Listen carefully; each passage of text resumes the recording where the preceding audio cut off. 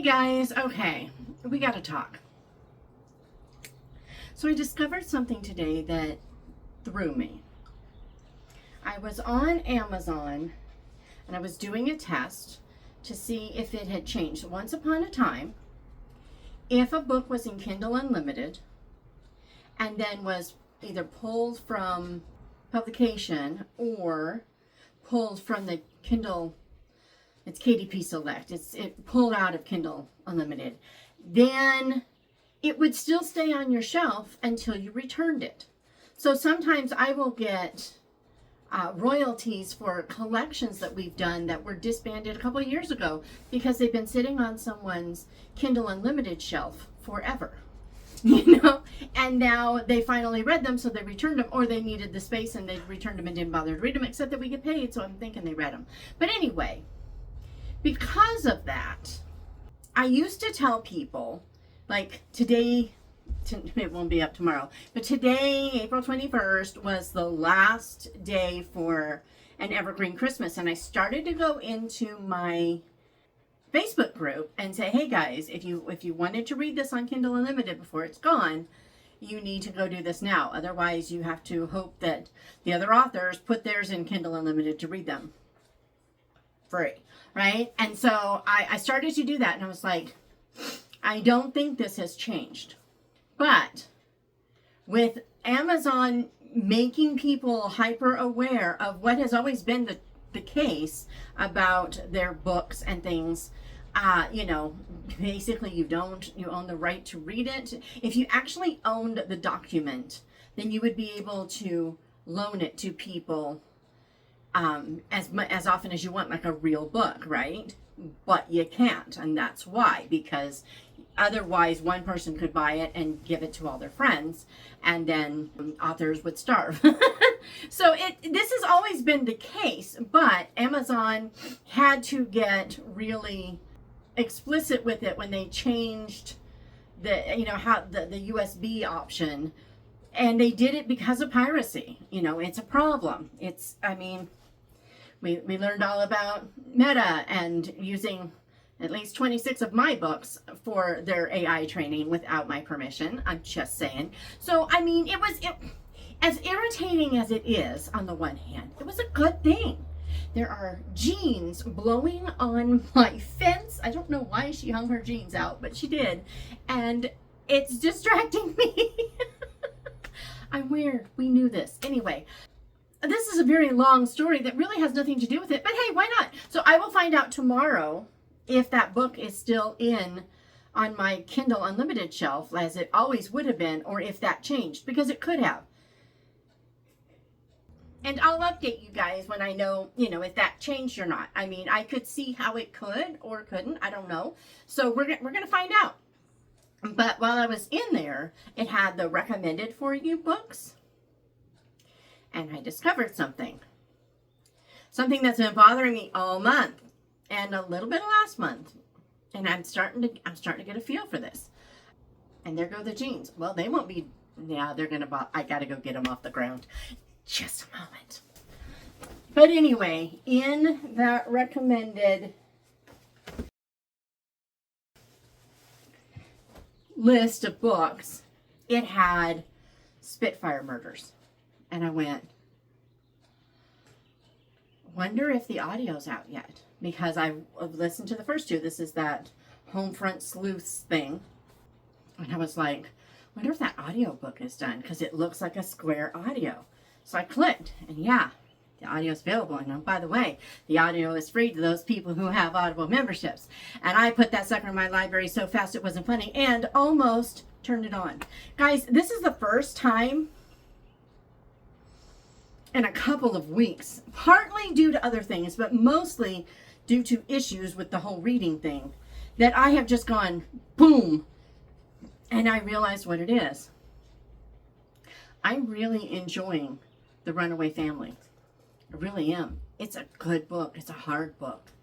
And I think the hardness is the problem. Toothless decided to get cozy with Tripod. The hardness of the book, I think, is the problem. I don't think I'm in a good place for hard. I need to stay cozied up with The Harvester, which I'm having a blast with, and I owe Ashley an email or two about. And I need to read the books that I have to read before the middle of May, and a couple of other things. I need to listen to my Anna Green Gables book that I have not done yet. And all this time, I didn't realize it, but all this time, that book has been like this cloud over me. And so one of the things that I realized that I really don't like about reading, or about me and reading, or about something is how I can't always define what is causing a reading slump. And it's funny because I was starting to blame the fact that I didn't have a TBR for the month. And then I realized I did that whole, what book would I read right now if I could read any, one of each genre, that thing. That is a TBR. I could totally have grabbed that. And I've almost done it a few times, and I just instead turned and did other things. And I was like, this is the problem. This is the actual problem.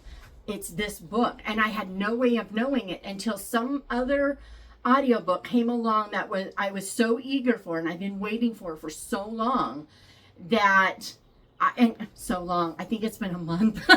It feels like it's been forever because I love that series so much. It is such a great series. If you haven't read them and you like World War II mystery on the home front, here you go. It's got a little bit of warness in it, but it's mostly village life, but it's how the war affects it, and how, corrupt people in the war affect it too. I mean, it's got all the things, baby. So I realized that how often do we do this? How often do we not know the real reason? We assume we know. And I mean, I was even like, okay, I need to get into my reading journal, and I need to just, do things and write about the books that I really loved, and maybe pull out my special absolute favorites. Everybody should read this, and do one of those. I was thinking of all the things, when really the problem was, this is not the time for me to be reading The Runaway Family. It's just not the right time for it for me. And it was when I started it, I think, maybe, but too much happened. I was listening to that book on the way back from the airport when I saw that horrific accident. I mean, it turns out it was like a Toyota Corolla or Camry. And apparently it was blue. This thing was a white ball of tinfoil when I rounded the corner. It had burned and melted and shriveled into nothing. And I think I'm equating that mental picture with this book. And, I don't like to use the word PTSD, or the acronym, whatever you want to call it. I don't like to use that because I think we overuse it. But for lack of a similar term for, occasionally traumatic things that don't affect your life for the rest of your life kind of thing. Those moments that'll kind of, shock you for a little bit and then you're over it. For those kinds of things, we need an acronym for that. But, my daughter and I were in a horrific accident in 2019. Was it 2018 or 2019? 2020. I think was it 2020? No. Yes, no. It was between 2018 and 2020. How's that? We were going down the road, and there was a car in my lane. And I was convinced, it was in nighttime, and I was convinced I was seeing things like maybe it was on a curve, and you know how it looks like they're in your lane, but they're really not when they're on a curve. And I was processing it so much that I was missing the fact that I know this is a straight stretch of road. I know this stretch well. And it's right after it goes from two lanes on that side to one lane on each side. And I don't think that person realized it, and they stayed over. And there's a car in front of us. And I'm looking at this, and about the time I decide I need to get over because it hits the car in front of us, flies over the car in front of us, swings around and hits us, but it flies over the car, comes straight at us. I mean, it was horrific. And then lands on the other side, goes up in a ball of flames. The car in front of us goes over and ends up in a ball of flames. And we spun all the way around and are facing backwards on the shoulder. It was unbelievable. And it turns out if I had stopped back when I thought about it, we'd have been where those cars ended up. So we would have probably died. It was a pretty traumatic moment. Okay, I'm just saying. And so seeing that little ball of whatever, I think it did something in my head and I had no idea. How do we figure this stuff out, guys? How do we know when we're having the problem and we're into the book? I am really into this book. I love this book. So far, I think this book is amazing. My whole tripod just went jink. That was weird. But I mean, I love the book. There's just no way of getting around it. I love this book. But it's not the book for me right now. I think I've got this mental block about it because the second that other one came in, boom, done. And it started me thinking about other things. And that annoys me, okay? I'm getting to the annoyed part because the annoyed part is where I'm kind of out. This is kind of a rant. So maybe I should remember to put something in the like, thumbnail or something like, guys, if you don't want negativity, because I'm just gonna like download all the things that bug me, because I also had, is it up here or did I take it out there? I think I took it out there. I had to buy that fourth Crosswicks book in a different binding, and that's a pet peeve. I really hate that. And you know, I really try not to feed my peeves so they don't become pets. Okay, I don't like to have things that I allow myself to be irritated about all the time. You know, they don't make sense. It's not usually a thing, but I will say mismatched series covers bother me a lot. And I was thinking about that because of my those Crosswick books. I think what happened is that originally there were only 3 released. And then when another publisher took it over, she had a 4th one that either the first publisher didn't want or that she had finally collected together. I don't know. But then there's a 4th. They're not using the same cover because it's not the same publisher. I think this is what happened. And I got to say, guys, this is why I love indie. So I have some series of mine that way back had XYZ cover.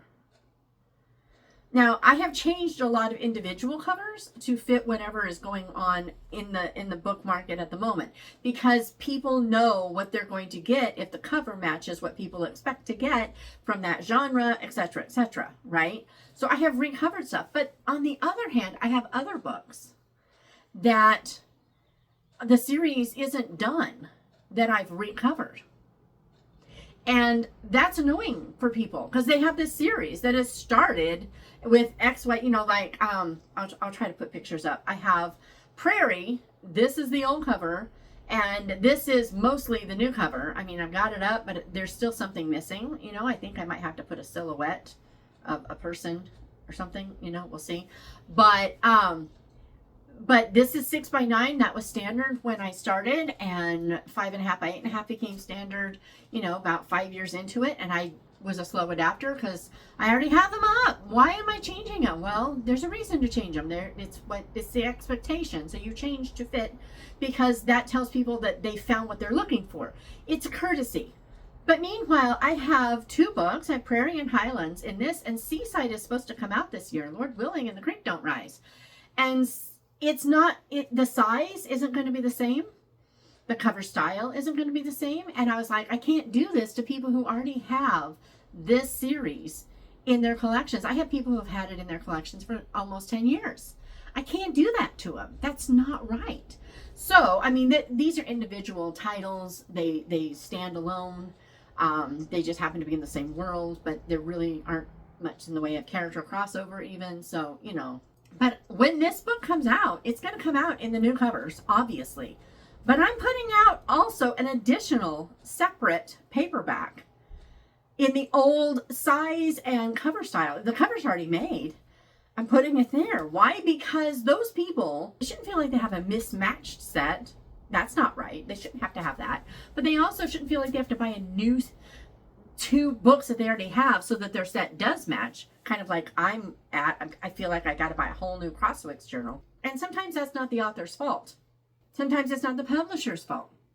But it is my fault because I chose to do this. So I'm putting out both. I have another Agency Files book coming out soon. that series they were all 6x9 and they had a different look. Yes, I'm going to keep the 6x9. I probably will keep the cover exactly as it is, but with different font, because each of the other ones had different individual font to the book. I will probably, change the font just so that it does that kind of thing. But otherwise, I'm not going to do that, because there are people who have bought the first book when it came out, and when this one comes out and it's half an inch shorter and narrower and has a totally different look to the cover, that's just not considerate, And I have that privilege, and it's another reason why Indy and I need to stay very good friends, because you know what? This needs to stay this way. This needs to be a thing. This should not end up being, so I gotta be careful, because I don't want to make it sound like I'm actually doing this deliberately, but it should not end up being a way that people feel obligated to buy duplicate, because book lovers, they want their stuff to match. And I know I would be like, oh, I want them to match. I don't want to do that to people, so I'm not going to. I mean, it's just like, no, because no. So that is something that's like bugging me right now. And then I read another book, synopsis. I can't remember which one it was. I don't think I have it. I don't think it's a physical copy that I have. I think it was something I read on Amazon. Or Goodreads. It might have been Goodreads. That doesn't do me any good, because I still can't tell you what it was. Trapped. I don't think it was Christian fiction. And I do feel like it might have been a mystery. So it totally could have been a red herring. But let me tell you something. When I read that, I got my hackles up. And I'm human. I shouldn't have hackles. I'm just saying. That's Neville's job.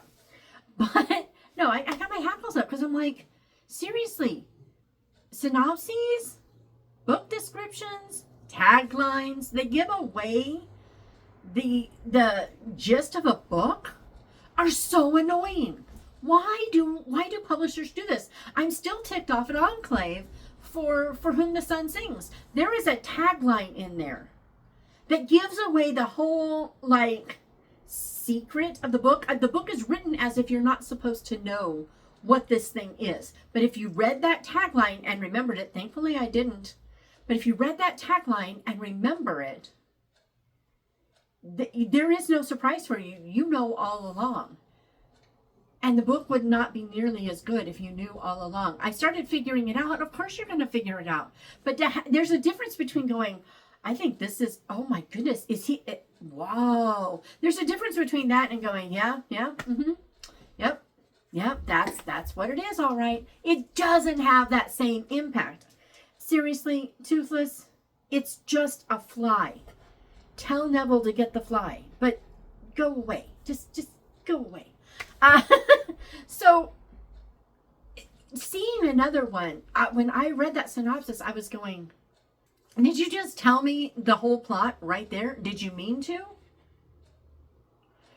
And I feel like it might have been an indie book, because it feels like it was a long description, and indie authors have a bad habit of putting too much in their description. I know I was guilty, because we don't know how much is too much and what the point is, It's hard when you're first starting and you don't know what you're doing to get it right.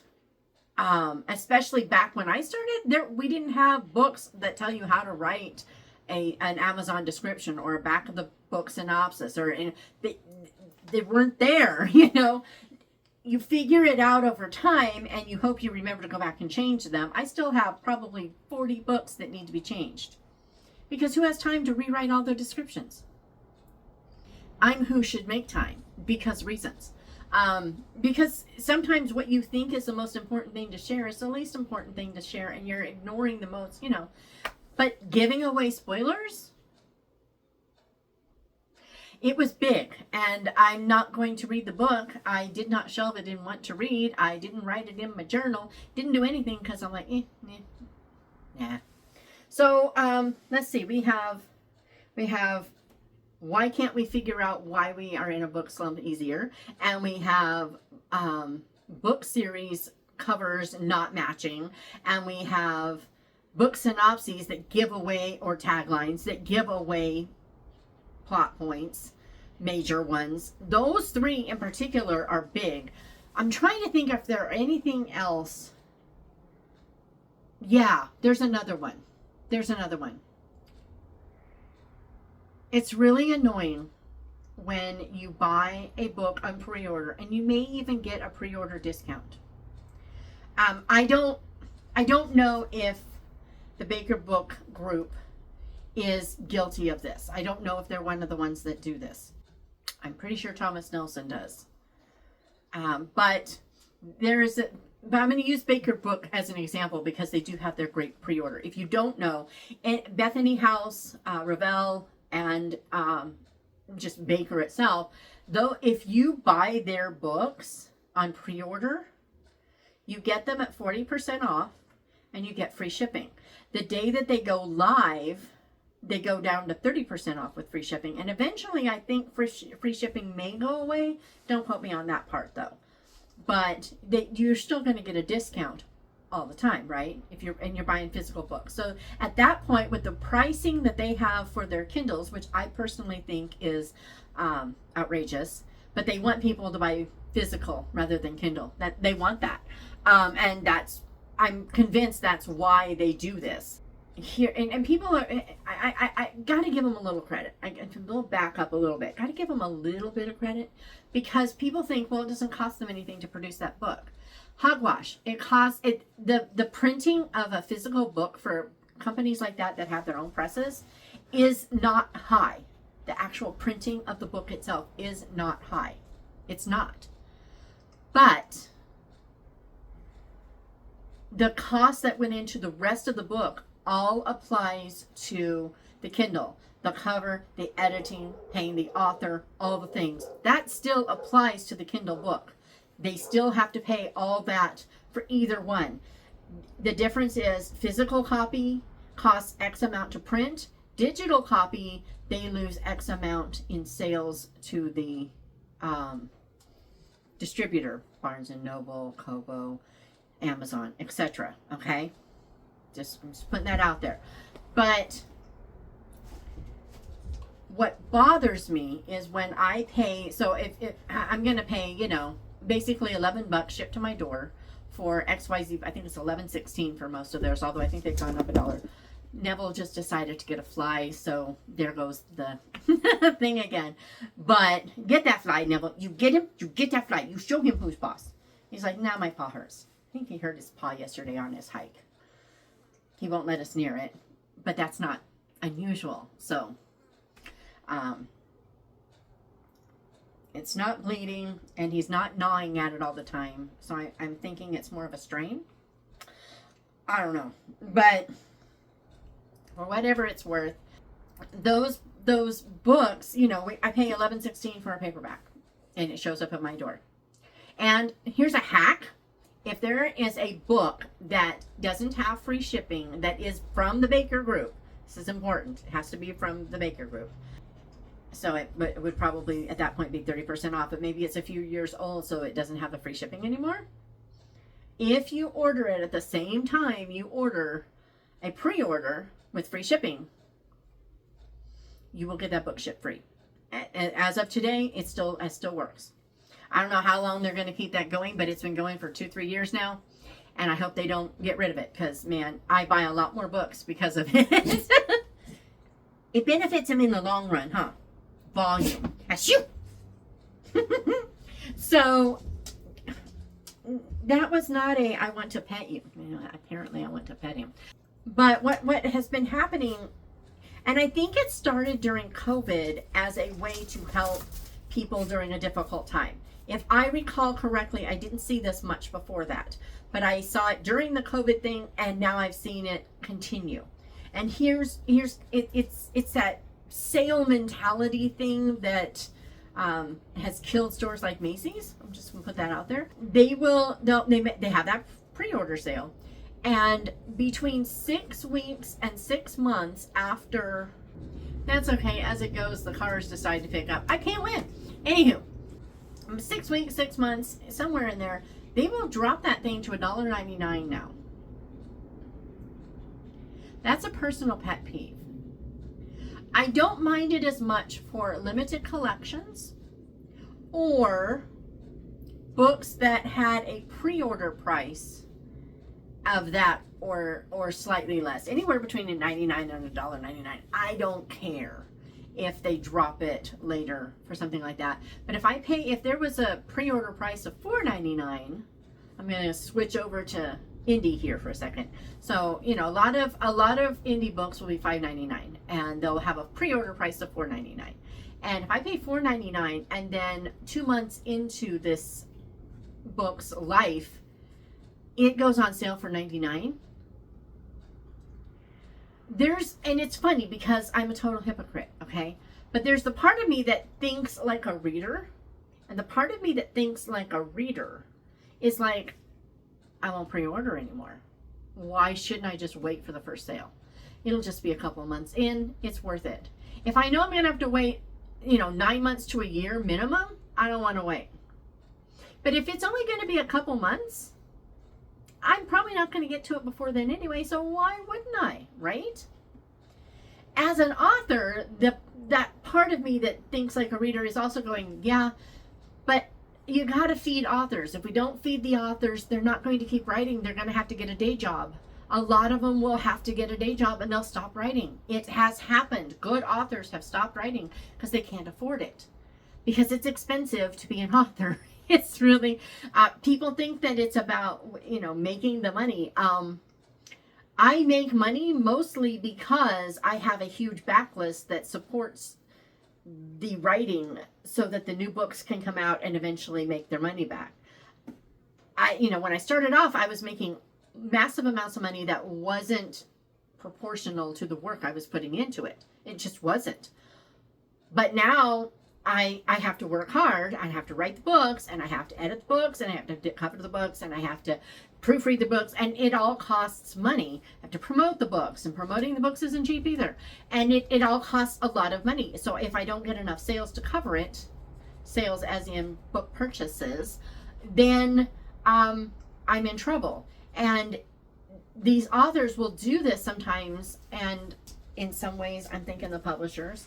The publishers discovered that they can get a boost into a book so that it gets in front of people's eyeballs so that other people see it that hadn't seen it before, and then the sale may be over, but they're going to go ahead and buy it anyway. This is the process. But I'm done with this because I want to support those authors. I really do. But there's the other side of it that just says, but 2 months in, this book is 2 months old and it's already on sale. Is it a bad book then? It's not true. It's totally not true. But your mind goes there. Yeah, I'm done with this. I'm totally done with the immediate sale of an absolutely released book. It's something that I've refused to do unless the sale is the same as the pre-order price. That's a different scenario to me. If the pre-order price is $99 and the sale is $99 or $1.99, I don't care. Sometimes we will do pre-orders at a lower price. That's okay. It works differently. But if the pre-order price isn't your typical pre-order or retail price, and then 6 weeks, 8 weeks in, it's dropped down. Yeah, it's a pet peeve. And it's up to the publisher and the author. It's their prerogative. If they're willing to do this and their readers don't care, they should do what is best for their book. Absolutely. But they should also know that I'm not the only reader who gets annoyed by this. And I know that because I've discussed it with readers. And the ones that I have discussed it with have pretty much agreed. If they notice, it bothers them. If they don't see it, they don't care. But to see that they just, 2 weeks ago paid for, because it came out 8 weeks ago, doesn't mean they bought it that day. They may have only bought it 2 weeks ago. Because, hey, it's only been out for 6 weeks. This is great. I need a new book. Buy it, boom. And now it's on sale. I don't know.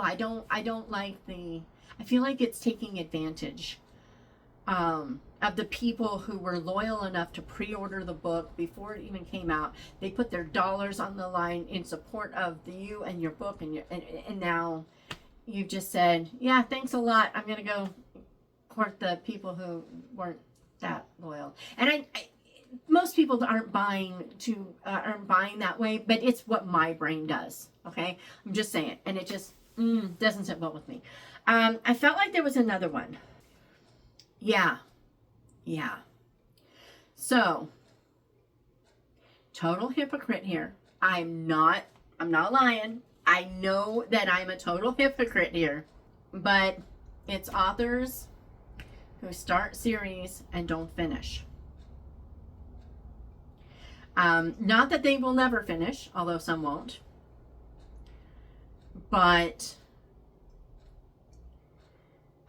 yeah, that's a problem. And I sometimes there's nothing you can do about it, okay? Sometimes there really is nothing you can do about it. Life steps in, takes you in directions you had no intention of, and turns things upside down, okay? There is that. And that's definitely what happened to me. But I still hate it. I hate that I did it, and I hate it when other authors do it. I hate it when you're in your book 3 of a series, and you know, a year goes by, and 2 years go by, and 3 years go by, and 4, and you're like, when are we ever gonna? I mean, there are a couple of books right now. I'm not calling out the authors. I'm not gonna do it to them because I know what it's like to be in this position. But seriously, I want these books. Where are these books? Give me this book. There's one that I've been waiting for. I'm going to say between 7 and 8 years, I think. And then there's one that I've only been waiting 4 years for. But I have readers who have been waiting since around 2019-ish for more Cassie. That's unacceptable. That is just unacceptable. There's nothing I can do about it. I do have more written, but I'm not putting it out there until I know I can keep up, because I'm not going to do this to them again. That just, it seems even worse, right? Madeline, I have a book left. I have plans for other books. I have plans for actually 4 more. But I've only promised and not delivered one of the books. It started. And it has like my favorite opening chapter possibly ever. I had so much fun writing this opening chapter because the secret that I've had in my head through the whole series comes out in this chapter. And it was so fun to finally get to write it, right? It's planned. It's ready to write. Nope. It's not done yet. And I want it done. Legends of the Vengeance. I think it was 2016 that came out. Yeah. Yeah, we're almost on 10 years on that one. What else do we have?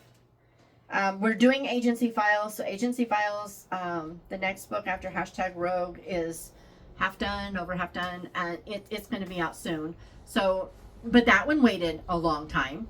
I'm just saying. It was like 2018, I think, that the last one came out, something like that.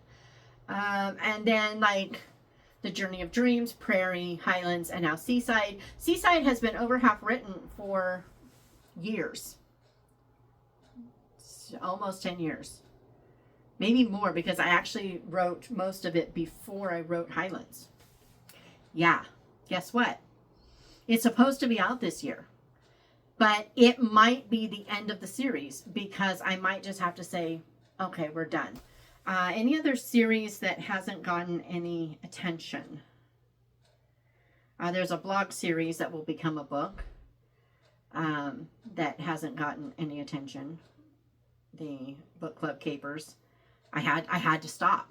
You know, it's because you make plans based upon what you know about your life.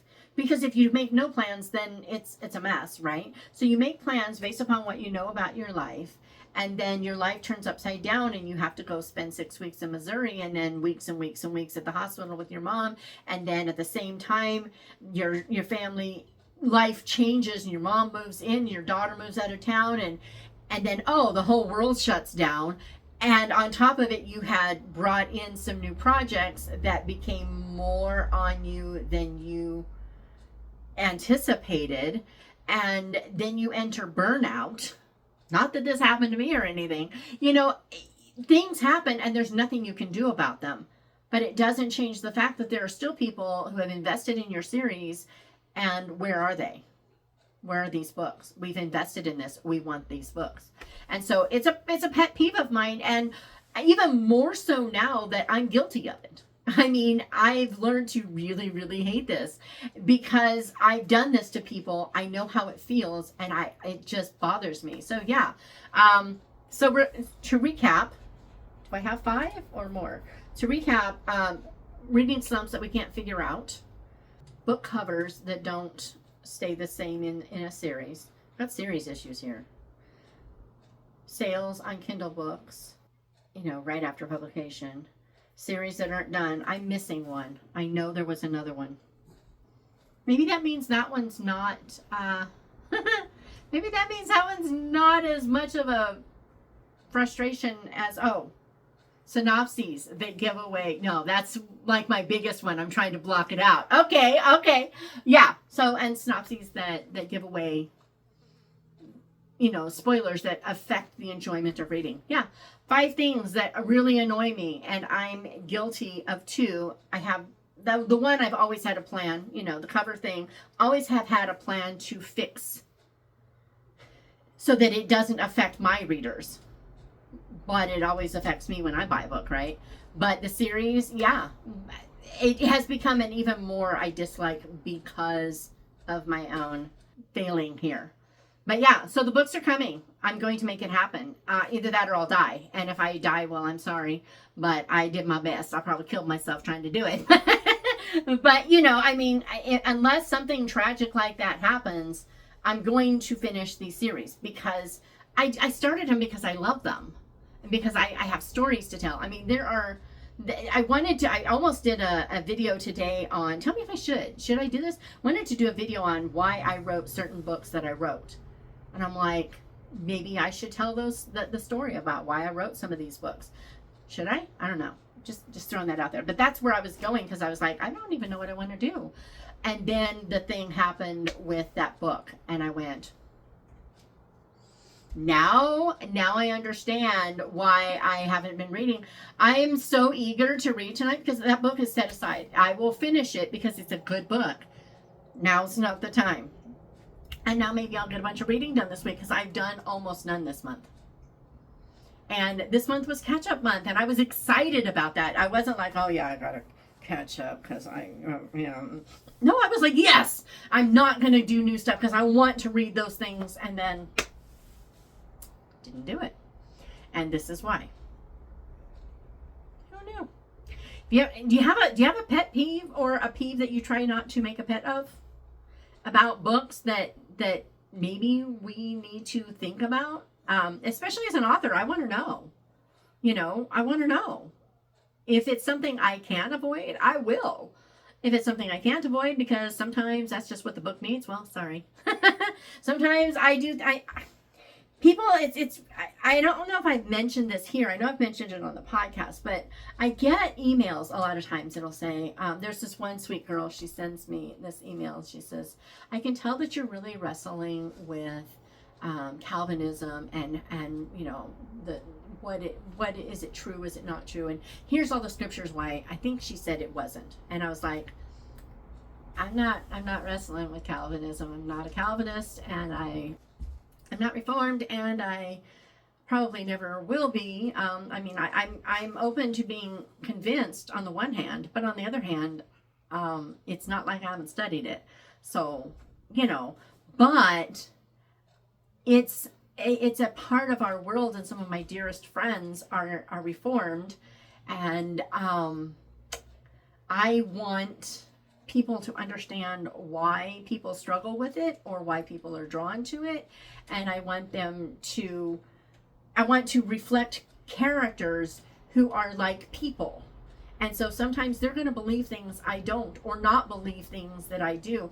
Another sweet girl sent me an email. It's like, I know that you're really struggling with, whether people, it's once saved, always saved or not. And trust me, it is. And I'm like, no, my characters are reflecting what people struggle with. And some people have absolutely no problem opening scriptures and saying, yes, you are saved, and that is the end of it. You cannot walk away from God. Other people open up the scriptures and they study it, and they can't get away from the verses that say, do not do these things and walk away from God. There's no more sacrifice for sins. All the verses, right? There's verses that totally support both sides.